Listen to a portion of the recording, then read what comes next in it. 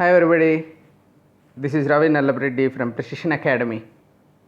ఈరోజు గ్రూప్ 1 ఇంటర్వ్యూకి ఎలా ప్రిపేర్ కావాలి అన్న విషయంతో మీ ముందుకు వచ్చాను. So before I start I would like to briefly tell about me. నేను బీటెక్ ఎంబీఏ చేసిన తర్వాత పబ్లిక్ సెక్టర్లో జాబ్ చేస్తూ అప్పుడు సివిల్ సర్వీసెస్ ఇంటర్వ్యూ వస్తే ఇంటర్వ్యూకి అటెండ్ అయ్యాను. తర్వాత నాకు గ్రూప్ 1 వచ్చింది. సో గ్రూప్ 1 సివిల్స్లో మార్క్స్ కూడా డీసెంట్గానే వచ్చాయి ఇంటర్వ్యూలో, కానీ రిటర్న్లో కొంచెం తక్కువ వచ్చింది. ఎందుకంటే అప్పుడు నేను జాబ్ చేసుకుంటూ ఏం పెద్ద లీవ్స్ దొరక్క రాయడం జరిగింది. అయితే జస్ట్ 12 మార్క్స్తో నాకు కట్ ఆఫ్ కంటే తక్కువ వచ్చింది. ఫైనల్ లిస్ట్లో రాకపోవడానికి అది కారణమైంది. ఇంటర్వ్యూ డీసెంట్గానే వచ్చాయి. అయితే గ్రూప్ 1 సేమ్ నెక్స్ట్ ఇయర్ నాకు గ్రూప్ 1 సెలెక్ట్ అయ్యాను. అప్పుడు నాకు గ్రూప్ 1లో ఎన్ని మార్క్స్ వచ్చాయి కరెక్ట్ తెలియదు, ఎందుకంటే అప్పుడు మార్క్స్ చెప్పలే. అయితే సెలెక్ట్ అయ్యాను కాబట్టి బాగానే పర్ఫామ్ చేసిండొచ్చు అనుకుంటున్నా. ఎంబీఏలో కూడా నాకు ఇంకొకటి ఏమంటే ఇంటర్వ్యూస్ ఎందుకు చేస్తారు అంటే రిక్రూట్మెంట్ గురించి నేను ఎంబీఏ గోల్డ్ మెడలిస్ట్ కాబట్టి నాకు కొంచెం ఐడియా ఉంది. సో వీటిని బేస్ చేసుకొని ప్లస్ నేను ఇండియాలో యూఎస్లో మల్టిపుల్ జాబ్ ఇంటర్వ్యూస్కి నేను వెళ్ళడం, సెలెక్ట్ కావడం, తర్వాత చాలామందిని ఓన్ బిజినెస్లో సెలెక్ట్ చేసుకోవడం కోసం ఇంటర్వ్యూస్ చేయడం, సో ఇలాంటివి చేశాను కాబట్టి I have some idea. So I will try to share my opinions and ideas and how to prepare. So ఈ సెషన్లో ఏముంటుందంటే పర్పస్ ఆఫ్ ఇంటర్వ్యూ, అసలు ఇంటర్వ్యూ ఎందుకు చేస్తారు, ఒక అప్రోచ్ చెప్తాను. క్వశ్చన్ ఆన్సర్ క్వశ్చన్ అనే ఒక బ్రాంచింగ్ అప్రోచ్ని ఒక చెస్ మ్యాచ్ లాగా దాన్ని డెవలప్ చేసుకుంటూ వెళ్ళాలి మనము. ఆ అప్రోచ్ ఒకటి చెప్తాను.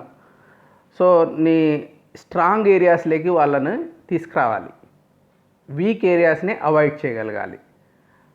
అది మనం ముందే ప్రెడిక్ట్ చేయాలి ఎటువైపు వెళ్తుంది ఈ డిస్కషను. సో ఇది స్ట్రాంగ్ ఏరియాకి వెళ్తుందా, ఎట్లా కొన్ని డ్రాప్ చేస్తుండాలి. అక్కడక్కడ ఒకటి అడుగుతారు, మన స్ట్రాంగ్ ఏరియాస్లోకి లాగడానికి కొన్ని విషయాలు మనం చెప్తూ ఉంటే అట్నుంచి ఆటోమేటిక్గా అక్కడికి వస్తుంది. అట్లా తీసుకెళ్ళగలగాలి మనం. అది ఎలాగా? సో పాసిబుల్ క్వశ్చన్స్, అసలు ఇంటర్వ్యూలో ఏం క్వశ్చన్స్ ఉండొచ్చు, సో కొంత ప్రెడిక్ట్ చేసుకున్నా అంటే ప్రిపేర్డ్నెస్ ఉంటుంది మనకి. సో తర్వాత ప్రెసిషన్ అకాడమీలో ఎట్లా నేను స్టూడెంట్స్ని ప్రిపేర్ చేస్తాను. So we will have almost 1 month time కాబట్టి ఈ టైంలో నా దగ్గర నుంచి సెలెక్ట్ అయిన వాళ్ళని, లేకుంటే ఇప్పుడు కొత్తగా నా దగ్గరికి ఎవరన్నా హెల్ప్ కోసం వస్తే వాళ్ళని ఎలా ప్రిపేర్ చేస్తాం, సో ఇవి నేను ఈరోజు చెప్తాను. సో పర్పస్ ఆఫ్ ఇంటర్వ్యూ, అసలు ఇంటర్వ్యూ పర్పస్ ఏంటి అని చూస్తే, అంతకంటే ముందు ఈ ప్రిలిమ్స్ ఎందుకు చేస్తారు అంటే, prelims is more A screening test, it's an elimination test. So ఏమీ చదువు రాని వాళ్ళు, అన్ఇంట్రెస్టెడ్ పీపుల్, హార్డ్ వర్క్ లేని వాళ్ళు, ఇట్లాంటి వాళ్ళందరినీ తీసేయడం కోసం, it's more of an elimination rather than selection test. Prelims ఒక 5 లక్షల మంది 15 లక్షల మంది ఎగ్జామ్ రాసినప్పుడు అంతమందికి మెయిన్స్ కండక్ట్ చేయలేం కాబట్టి స్క్రీనింగ్ కింద తీసేసేయడానికి ఒకటి. తర్వాత టెస్ట్ ఆఫ్ మెమరీ, వాళ్ళకి అంతో ఎంతో ఏమైనా మెమరీ పవర్ ఉందా, అందరూ గజనీలేనా చూడడం కోసం. సో హార్డ్ వర్క్, అదే ఇంకోటి హార్డ్ వర్క్, ఏ క్లరికల్ జాబ్స్ ఇవి అనుకోండి, గ్రూప్ 2 గ్రూప్ 3 అట్లా, అప్పుడు వాళ్ళు జస్ట్ పని చేయాలి, బాగా హార్డ్ వర్క్ చేయాలా, అంతో ఎంతో మెమరీ కొంచెమన్నా చదివి అర్థం చేసుకునే కెపాసిటీ ఆ మాత్రం ఉందా లేదా అని చూస్తారు. అలాంటివి చూడడానికే prelims. So it's more of an elimination group 1 విషయానికి వస్తే. మెయిన్స్కి వస్తే ఇట్స్ ఎ సెలెక్షన్ ప్రాసెస్, కొంత సెలెక్ట్ చేయడం కోసం, అందుకే దానికి వెయిటేజ్ కూడా ఎక్కువ ఉంటుంది. ఇంకా వాళ్ళ నాలెడ్జ్ టెస్ట్ చేస్తారు ఇక్కడ, జస్ట్ మెమరీ కాదు, అండర్స్టాండింగ్ ఆన్ ది ఇష్యూ. ఒక ఇండో చైనా రిలేషన్స్ మీద రాయమన్నాడు అనుకోండి, మీకు ఏమాత్రం అర్థమైంది అది.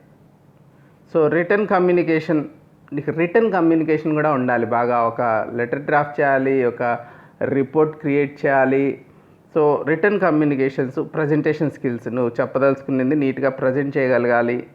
సో టైం మేనేజ్మెంట్, 15 క్వశ్చన్స్కి ఆన్సర్ రాయాలంటే మనము టైం కూడా మేనేజ్ చేయాలి. కొన్ని ఎక్కువ తెలుసు కదా అని ఎక్కువ రాసుకుంటా పోతే, లేకుంటే స్లో థింకింగ్ చేస్తే సరిపోదు.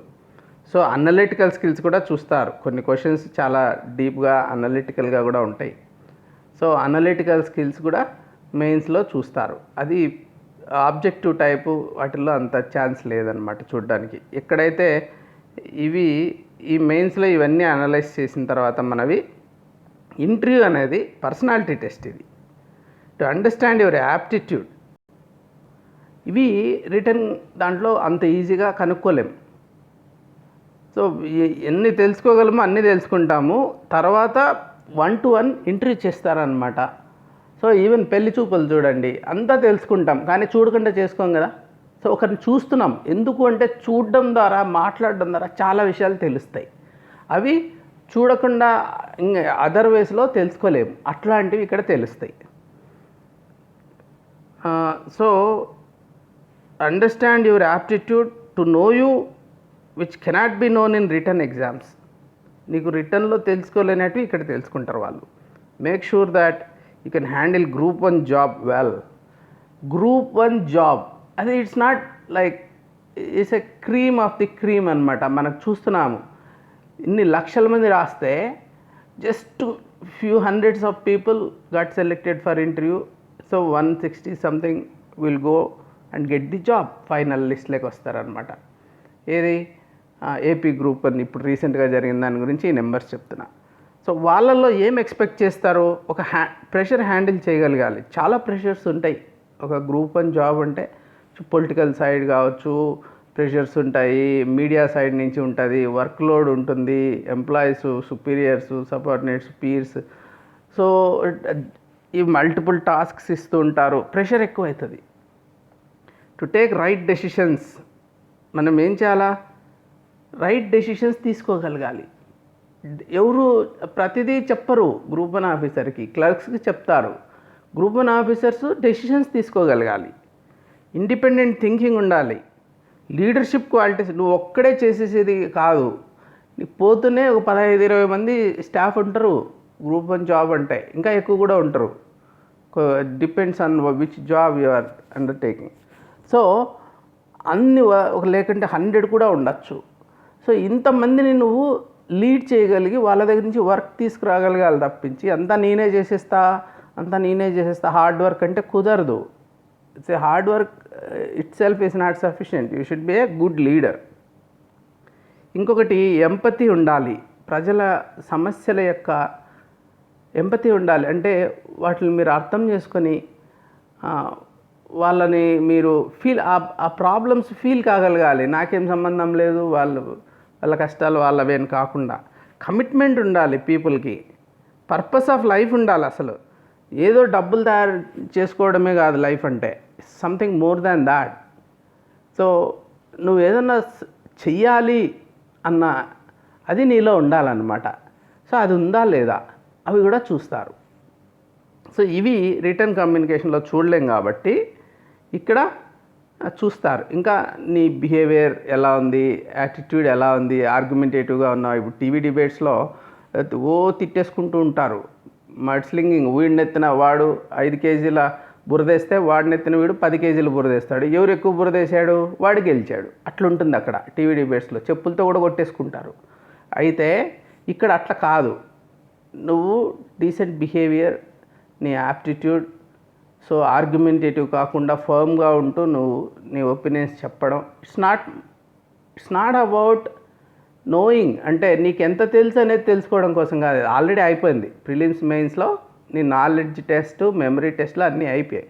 ఇక్కడికి వస్తే ఆ నీ ఒపీనియన్స్ ఎలా, బ్యాలెన్స్డ్ ఒపీనియన్స్ ఎలా ఫామ్ చేసుకున్నావు, సో నీ యాప్టిట్యూడ్ ఎలా ఉంది, సో ఇవన్నీ కూడా చూస్తారనమాట. తర్వాత సో ఒక ప్రిపరేషన్ అప్రోచ్ చెప్తాను నేను. ఇదేమంటే క్వశ్చన్ ఆన్సర్ క్వశ్చన్ అప్రోచ్ అనమాట. ఇది ఒక చెస్ ప్లేయర్ ఉంటాడు. I'm also a chess player. So ఒక స్టెప్పే ఆలోచిస్తే సరిపోదు. మనం ఈ స్టెప్ పెడితే ఎదుటి వ్యక్తి ఏ మూవ్ వేస్తాడు, ఎన్ని రకాల ఆప్షన్స్ ఉన్నాయి వాళ్ళకి, ఓకే 5 రకాలుగా వాళ్ళు అడగచ్చు. అది అడిగినప్పుడు నేను ఏం సమాధానం చెప్పాలి. ఓకే, ఈ 5 క్వశ్చన్స్కి ఒక్కొక్క దానికి 3-4 రకాల ఆన్సర్స్ చెప్పచ్చు మనం. ఇవి చెప్పినప్పటికి ఏమైంది, ఒక 5 × 3 15 వచ్చేసాయి ఇప్పటికే బ్రాంచింగ్. వీటిల్లో మళ్ళా క్వశ్చన్ వాళ్ళు ఎన్ని రకాల క్వశ్చన్స్ వేయచ్చు. సో ఈ రకంగా మనము బ్రాంచింగ్ చేసుకోవాలి. చేసుకుంటే మనకు ఎక్కడైనా కానీ ప్రాబ్లం వస్తుందా అనేది తెలుస్తుంది. అది ఎట్లంటే నేను చూపిస్తాను. ఇప్పుడు ఒక క్వశ్చన్ అడిగాడు, ఒక క్వశ్చన్ వచ్చింది, మనం ఆన్సర్స్ ఇన్ని రకాలు చెప్పచ్చు. ఇన్ని రకాలు చెప్పినప్పుడు దీనికి ఇన్ని రకాల క్వశ్చన్స్ రావచ్చు.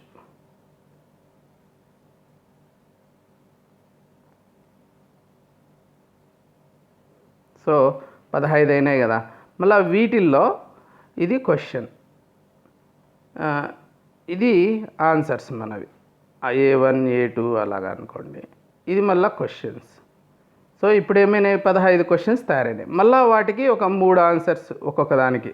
ఎగ్జాక్ట్ ఇట్లా నెంబర్ అని కాదు, అంటే 45 అయిపోయింది కదా. సో ఈ రకమైన బ్రాంచింగ్ చేసుకుంటే ఇక్కడ ఏమన్నా ఒక ప్రాబ్లం రావచ్చు మనకి. This is the area which we don't want him to go. So we should not take this answer, we should take this answer అవుతుంది అప్పుడు. సో వీటిల్లో ఇది చాలా మంచి మన స్ట్రెంగ్త్ని చూపించే అవకాశము అంతా ఉంది. So then you take it here. ఈ దారిలో పోతే ఇక్కడ మనకి వీక్నెస్ ఎక్స్పోజ్ అయిపోతుంది. Don't go there. సో ఈ దారిలో పోతే ఇంకా బాగుంటుంది. ఈ దారిలో స్ట్రెంగ్త్ ఉంది, ఈ దారిలో ఇంకా మంచి స్ట్రెంగ్త్ ఉంది, ఇక్కడికి తీసుకెళ్ళు. సో ఏ ఆన్సర్ చెప్పాలి అనేది మనము ముందే డిసైడ్ చేసుకోవాలి.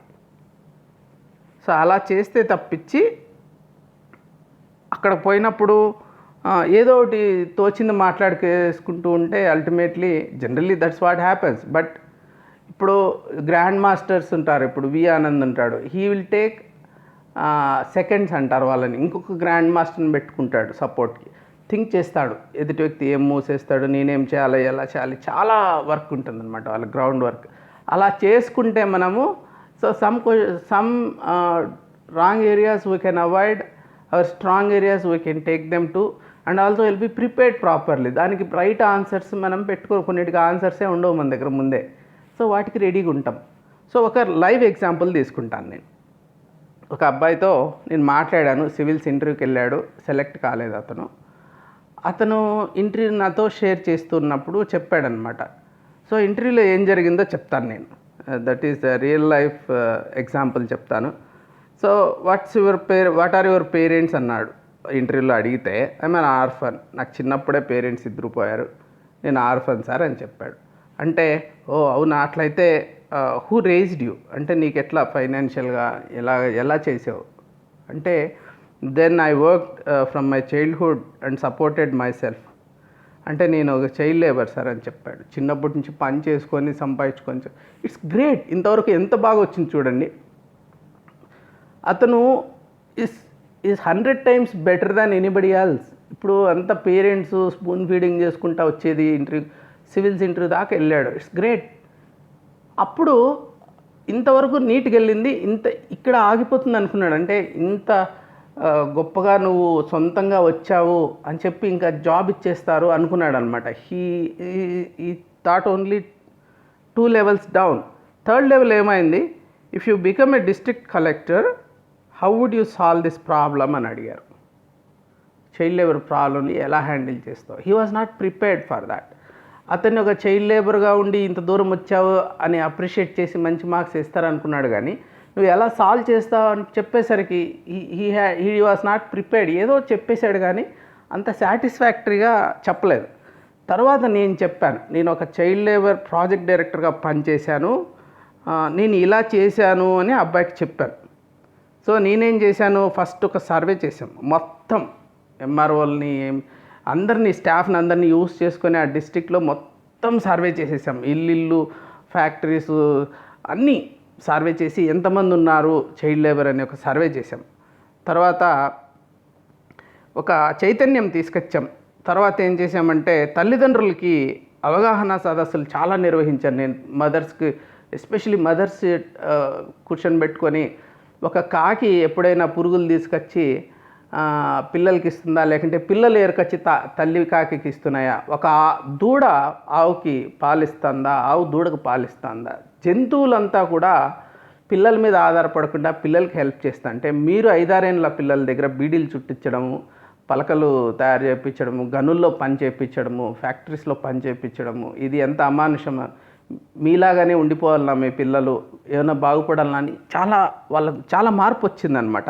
వాళ్ళ కోసం స్పెషల్ స్కూల్స్ పెట్టాము, ఒక 40 స్పెషల్ స్కూల్స్ పెట్టి వాళ్ళకి అకేషనల్ ఎడ్యుకేషన్ అంటే టైలరింగ్ కావచ్చు, ఎలక్ట్రికల్ వర్క్, బయటకు వస్తానే జాబ్ వచ్చేటట్టు వాళ్ళకి డిపాజిట్ చేయించి, డబ్బులు మిస్ అవుతున్నారు కాబట్టి పేరెంట్స్ నెలకు 500, దాంట్లో మళ్ళీ ఈ తీసేసుకొని వేస్ట్ చేశారా లేదా, రికరింగ్ డిపాజిట్స్ అన్నీ జరిగాయా లేదా చూసి అలా చేసాం. తర్వాత ఏం చేసామంటే 4 NGOs అన్నిటినీ ఇన్వాల్వ్ చేసాం. వాళ్ళందరూ కూడా ముందరకు వచ్చారు. ఇది వాళ్ళ కోసం అని చెప్పి అవేర్నెస్ క్రియేట్ చేశాము. ఎలక్యూషన్ కాంపిటీషన్స్, పిల్లల్లో పెయింటింగ్స్ అన్నీ కూడా అన్ని కవుల దగ్గరికి వెళ్ళి వాళ్ళని స్పందింపజేయమని చెప్పడము. తర్వాత చట్టబద్ధంగా చర్యలు తీసుకున్నాం. పెద్ద పెద్ద ఫస్టే ఇప్పుడు inspector of factories, ACL, MRO, అప్పుడు ఉమేష్ చంద్ర మాకు ఎస్పీగా ఉండే, ఆయన హెల్ప్ కూడా మాకు బాగా దొరికింది. సో ఫ్యాక్టరీస్ మీద రైడ్స్ చేసి పెద్దవాళ్ళు ఎవరైతే ఎంపీలకి, అపోజిషన్ లీడర్స్కి, మినిస్టర్స్కి క్లోజ్గా ఉన్నారో అట్లాంటి వాళ్ళని ఫస్ట్ టార్గెట్ చేసి అలాంటి ఫ్యాక్టరీస్ మీద కేసెస్ బుక్ చేయడం, అలా చేసి ఒక సెన్సేషన్ క్రియేట్ చేసి భయపడేటట్టు చేసి employment demand and supply. So ఒక సైడ్ ఏమో జాబ్స్ లేకుండా చేయడం ఈ చిన్నపిల్లలకి, ఇంకొక సైడు పేరెంట్స్కి పంపించాలని, వీళ్ళని బాగుపరచుకోవాలి, వాళ్ళకు ఒక అవగాహన. తర్వాత ఏం చేసాం, దీనికంతా ఒక రూట్ కాజ్ వచ్చి poverty is the root cause. అది నేను కనుక్కున్నది ఏమంటే, ఇప్పుడు బుద్ధుడికి ఒక జ్ఞానోదయం ఏంటంటే చెట్టు కింద కూర్చొని desires are the root cause అనేసి ఆల్ సఫరింగ్స్కి, అలాగే నాకు ఇది poverty is the root cause of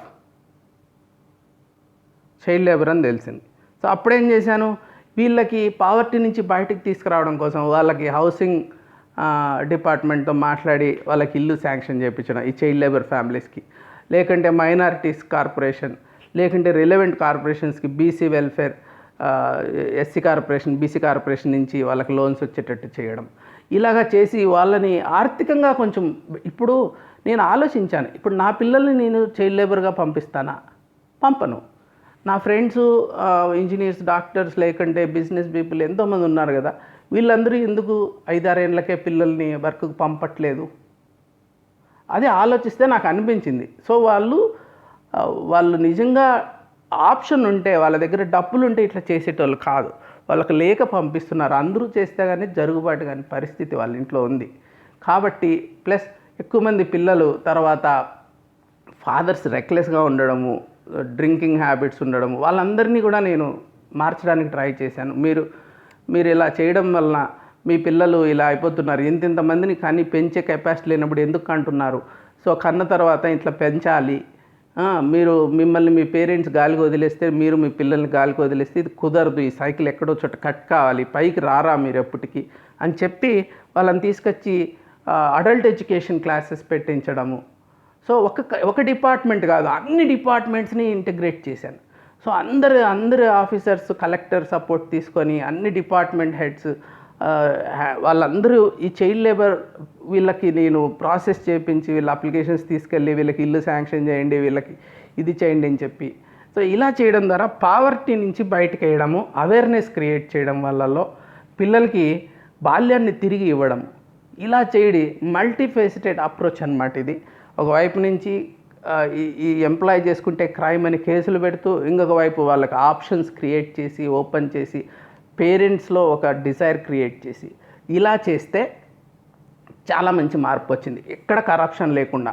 so వేరే జిల్లాలలో ఈ ఒక 40-50 వేలు తీసుకొని ఒక్కొక్క స్కూల్ ఇవ్వడం, వాలంటీర్ ఆర్గనైజేషన్స్ చేస్తుంటే, మన దగ్గర మాత్రం ఎంత పొలిటికల్ ప్రెషర్స్ ఉన్నప్పటికీ పర్ఫెక్ట్గా ఎవడైతే కరెక్ట్గా చేస్తాడో వాళ్ళకే స్కూల్స్ ఇవ్వడం అది జరిగిందన్నమాట. సో ఇది ఎంత ఎక్స్ప్లెయిన్ చేశాను అబ్బాయికి. సో ఇలా చేస్తే ప్రాపర్గా హ్యాండిల్ అవుతుంది అని నేను ఒక బొమ్మ గీసి ఎక్స్ప్లెయిన్ చేసేసరికి, so had I met you before I would have become a collector by now sir అన్నాడు. సో అంటే నేను చెప్పేది ఏమంటే, ప్రతిదీ మనకి ఎక్స్పీరియన్స్ ఉండదు కదా అనొచ్చు మీరు. నేను ఆల్రెడీ కానీ ఇది స్టడీ చేసుకొని ఉండాలి మనం. You are a child labour, you are going there, you may get this question. ఈ క్వశ్చన్ కన్నా నువ్వు ప్రెడిక్ట్ చేయగలిగిందంటే అప్పుడు నువ్వు ఏం చేసేదానివి, ఈ ఈ రకంగా అనలైజ్ చేసుకొని ఎట్లా సాల్వ్ చేయాలి ఈ ప్రాబ్లం నేను కూడా చూసుకొని కన్స్ట్రక్టివ్గా ఉండాలి. మనం హౌ టు సాల్వ్ అని చెప్పగలగాలి. అది నువ్వు ఇలాగన్నా రెడీగా ఉండి చెప్పగలిగిందంటే అద్భుతంగా ఉండేది కదా. So that's the reason why we do this branching అనమాట. So drawing to your strong areas and weak areas. So ఒకవేళ మైగ్రెంట్ వర్కర్స్ గురించి డిస్కషన్ నడుస్తుంది, ఆ టైంలో నువ్వేం చేయొచ్చు, ఒకవేళ ఒక వాలంటరీ ఆర్గనైజేషన్లో నువ్వు పని చేసావు, లేకుంటే నువ్వే వెళ్ళి నేను కూడా నా స్టూడెంట్స్ ఒక చోట ఏలూరులో హైవేలో నేను ఒక వాలంటరీ ఆర్గనైజేషన్ స్టార్ట్ చేస్తే దానికి ఒక చార్టర్ లాగా స్టార్ట్ చేశారు. ఒక 2000 మందికి ఆ దారిలో పోతూనే ఉన్నారు, ఎక్కడెక్కడి నుంచినో తమిళనాడు ఎక్కడెక్కడి నుంచినో పోతూనే ఉన్నారు. సో బీహార్ నుంచి వచ్చారనమాట, ఇంకా ఉత్తరప్రదేశ్, బీహార్, ఒరిస్సా, అక్కడి నుంచి 1000 కిలోమీటర్లు 2000 కిలో వాళ్ళందరికీ దారిలో మైగ్రెంట్ వర్కర్స్కి హైవేలో నిలబడుకొని ఫుడ్ సప్లై చేసి ఇంటరాక్ట్ అయినారనమాట. ఇప్పుడు వాళ్ళకే ఇంటర్వ్యూ వచ్చింది అనుకున్నాం. వాళ్ళు ఈ స్టూడెంట్ ఇంటర్వ్యూకి వెళ్ళినప్పుడు చెప్పాలి, ఇట్లా సార్ డిస్కషన్లో నేను ఇంతమందితో ఇంటరాక్ట్ అయ్యాను, ఈ రాష్ట్రాల నుంచి వచ్చారు, నేను పర్సనల్గా చూశాను, మైగ్రెంట్ వర్కర్స్ నడిచిపోతున్నారు, ఇది వాళ్ళ పరిస్థితి, flight, so first hand information అని చెప్తే అక్కడే that is your strong area. You have to tell it. వాళ్ళు అడగరు, వాళ్ళకి తెలియదు కదా నువ్వు ఇవన్నీ చేసింటావని. మనమే రిలవెంట్ అయితే చెప్పాలి, ఊరికే చెప్పేయకూడదు.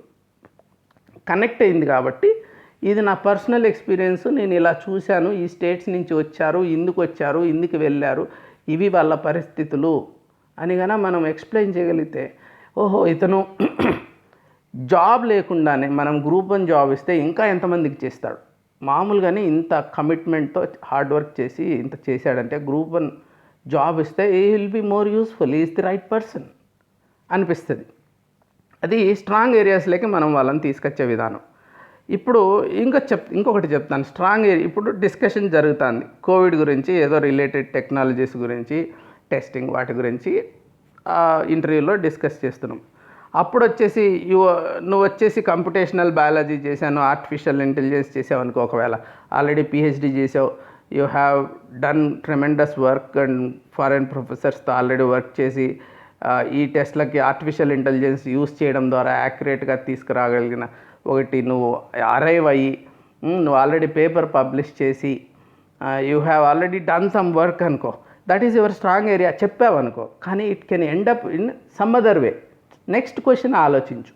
అప్పుడు వాళ్ళు అంటారు, you are more useful to society if you continue your work, you have done PhD and you have that is the right the knowledge. అక్కడి నుంచి నేను ఇప్పుడు మేము ఇక్కడికి తీసుకొచ్చేస్తే అక్కడ ఎట్లా?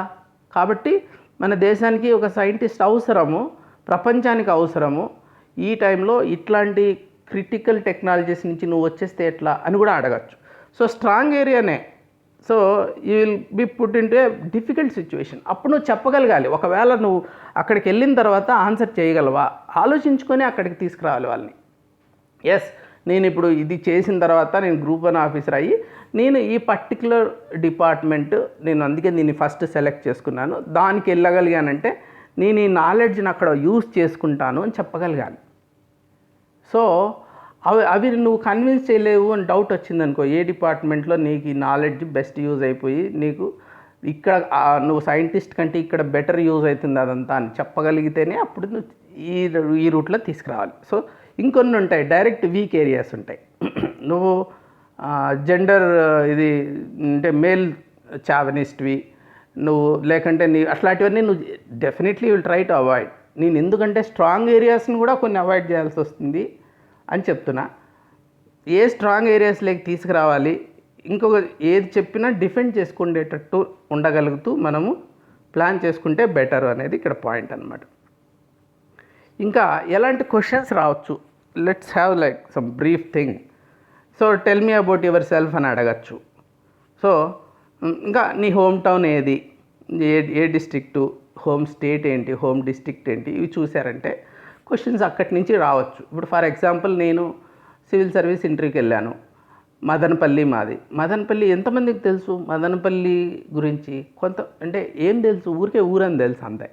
అట్లే అనుకున్నాను నేను వెళ్ళిపోయాను. అంటే అప్పుడు నేను ప్రిపేర్ కాలేదు. వెళ్ళిపోతే there is a great philosopher from your town, can you name him అని అడిగాడు. నాకు fortunately I was expose to like JK's philosophy already. నాకు కొంచెం ఎక్కువ interest Telugu literature, philosophy, Jiddu Krishnamurti, Osho, Ramana Maharshi వీళ్ళ మీద ఆల్రెడీ చాలా నేను చదివాను, క్యాసెట్లు విన్నాను. సో జేకే అని చెప్పాను. అప్పుడు జేకే ఎడ్యుకేషన్ పాలసీస్ గురించి, ఎడ్యుకేషన్ ఐడియాలజీ గురించి డిస్కస్ చేశారు. రిషి వ్యాలీలో నేను ఆల్రెడీ వెళ్ళిండాను.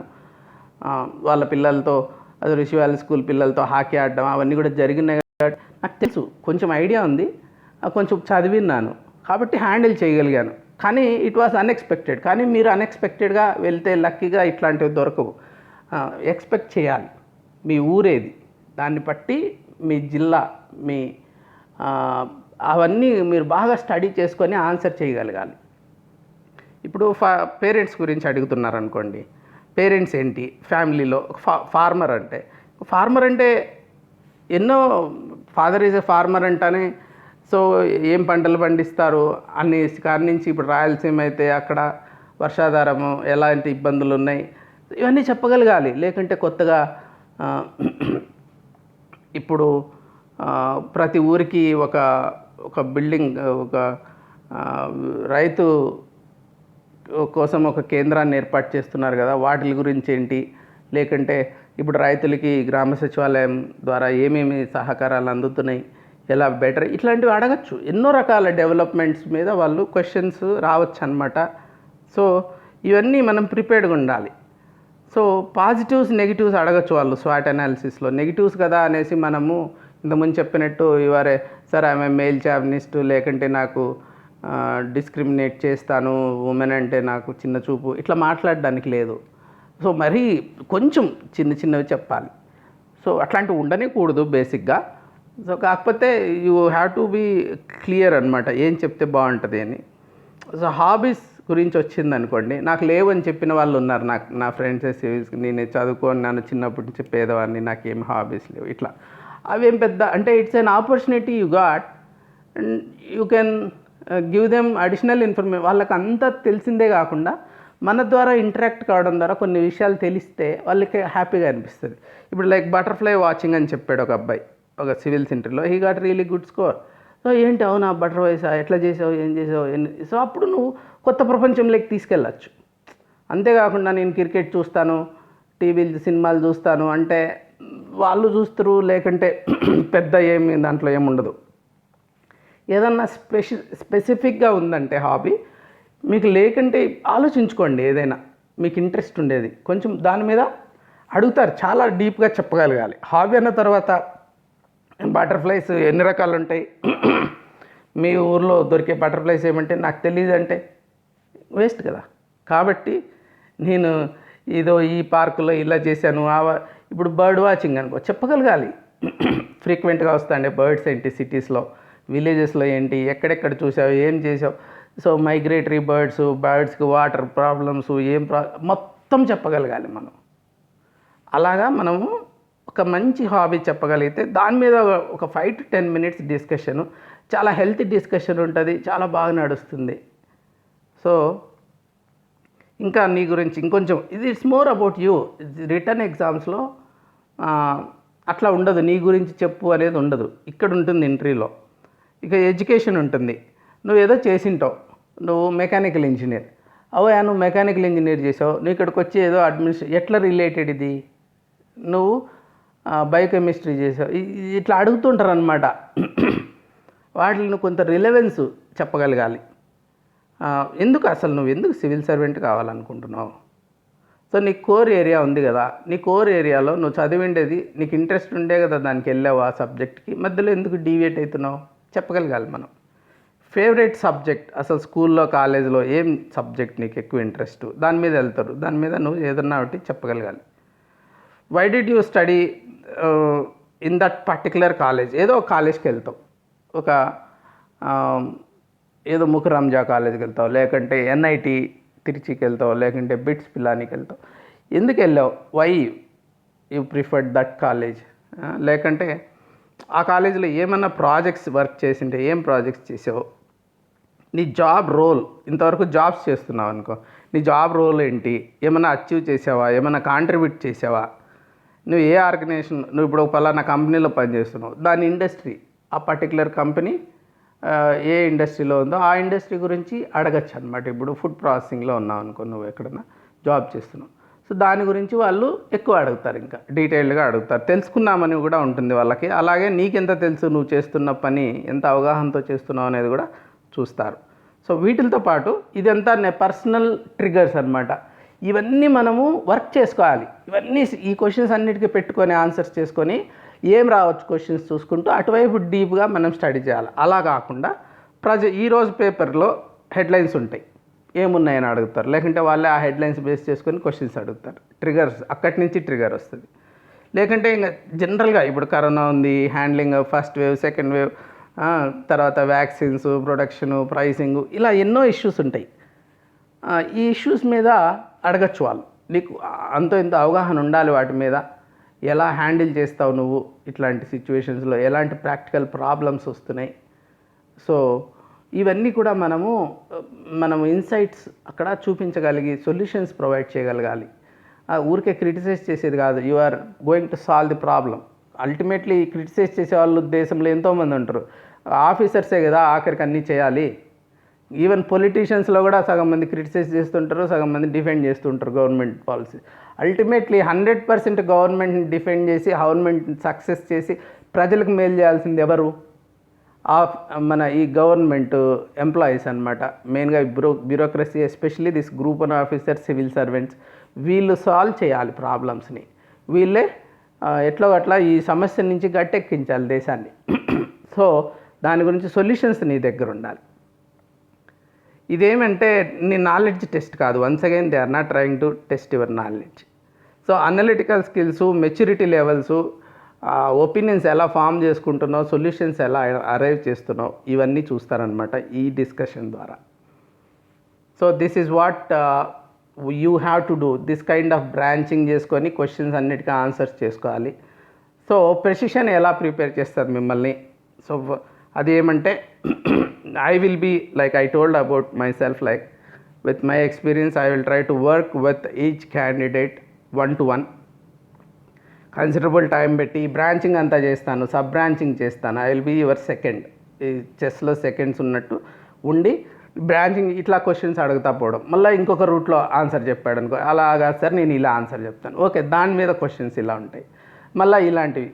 సో మల్టిపుల్ క్వశ్చన్స్ని వేస్తూ జిడ్డు కృష్ణమూర్తి టెక్నాలజీ, అది క్వశ్చన్స్తోనే కౌంటర్ చేస్తుంటాడు. సో అలాగా క్వశ్చన్ చేసుకుంటూ మనము బ్రాంచింగ్ చేసుకుంటే వెళ్తాం. That is a work, big work. చాలా రకాలుగా బ్రాంచింగ్ చేయాలి మనం, అది చేస్తాను. సో ఒక వాట్సాప్ గ్రూప్ ఆల్రెడీ క్రియేట్ అయింది. నా దగ్గర ప్రిలిమ్స్, మెయిన్స్ తీసుకున్న స్టూడెంట్స్ని ఎవరైతే సెలెక్ట్ అయ్యారో వాళ్ళందరినీ ఆ గ్రూప్లో పెట్టా. Now they are interacting. So ఆ ఇంటరాక్షన్లో ఒక టీమ్ ఎన్విరాన్మెంట్ వస్తుంది. ఇప్పుడు నాకు రాని క్వశ్చన్స్ వేరే టీం మెంబర్కి వస్తాయి, వాళ్ళు ఇట్లా క్వశ్చన్స్ అడుగుతారనమాట. దానికి కూడా ఆన్సర్ చేయగలగాలి మనం. తర్వాత ఒక గూగుల్ మీట్స్ పెట్టి గ్రూప్ డిస్కషన్స్ వాళ్ళ మధ్యలో with my coordination. So daily discussions current affairs మీద in couple of days I'm starting. So daily ఒక టైం పెట్టేసి, so there will be some discussion, ఏ టాపిక్ అయినా కావచ్చు, what they raise the topics and we discuss and that kind of analysis of burning topics అన్నీ చేయడం. So ఇంకా dress code కావచ్చు, mannerisms, body language, ఇవన్నీ కూడా లాస్ట్లో చెప్తాము. సో ప్రస్తుతానికి ఏమంటే ఈ గ్రౌండ్ వర్క్ అంతా చేయాలి. సో బేసిక్లీ ఇప్పుడైనా చెప్పాలంటే ఒక ఫార్మల్ డ్రెస్ ఉండాలి, మరి ఏదో కలర్స్ వేసుకొని హెయిర్కి క్రేజీ హెయిర్ స్టైల్స్, అదేదో జీన్స్ వేసుకొని అదే కట్ జీన్స్ అనమాట, అవి కూడా ఏదేదో వెళ్ళామనుకో గలీజ్గా ఉంటుంది. So it should be formal. ఒక బ్యూరోక్రాట్, ఒక ఐఏఎస్ ఆఫీసర్ ఎలా ఉండాలి, లేకుంటే ఒక ఆర్డీఓ ఎలా ఉండాలి, ఒక డీసెంట్ లుక్. సో ఇలాంటివి మనం అక్కడ ఎలా బిహేవ్ చేయాలి, అగ్రెషన్ చూపించకుండా, ఆ టిమిడ్నెస్ కూడా చూపించకుండా, ఫర్మ్గా ఉంటూ ఒక ప్రాపర్ బిహేవియర్, హంబుల్గా ఉండాలి. You should have even self respect కూడా ఉంటూ ఎదుటి వ్యక్తిని కూడా రెస్పెక్ట్ చేయగలగాలి మనం. ఆ బిహేవియర్ అనేది చూస్తారు వాళ్ళు. సో అది కూడా ఎక్స్ప్లెయిన్ చేయడం జరుగుతుంది. So this is my plan for preparing my students. So ఎవరైనా కొత్తగా నా స్టూడెంట్స్ కాకుండా కూడా సెలెక్ట్ అయిన వాళ్ళు ఉంటారు కదా, వాళ్ళు ఎవరైనా నాతో జాయిన్ అయితే there will be some nominal fee. మీకు కమిట్మెంట్ ఉంటుంది, నాకు కమిట్మెంట్ ఉంటుంది, కాబట్టి there will be a nominal fee తీసుకొని I will put you into this programme. So almost ఇంకా ఇంటర్వ్యూ అయ్యేదాకా, తర్వాత కూడా ఇంటర్వ్యూ నుంచి బయటకు వచ్చాక ఒకరొకరు చెప్పుతూ ఉంటారు మొదట ఇంటర్వ్యూ అయిపోయిన వాళ్ళు ఎలా జరిగినాయి అనేసి. దాన్ని బట్టి కూడా లెర్నింగ్ ఉంటుంది నెక్స్ట్ స్టూడెంట్స్కి. సో ఒకరితో ఇంటరాక్షన్స్ ఉండడం అనేది అడ్వాంటేజ్ అనమాట, కలిసి ప్రిపేర్ అయినట్టు. So I will be coordinating this preparation effort.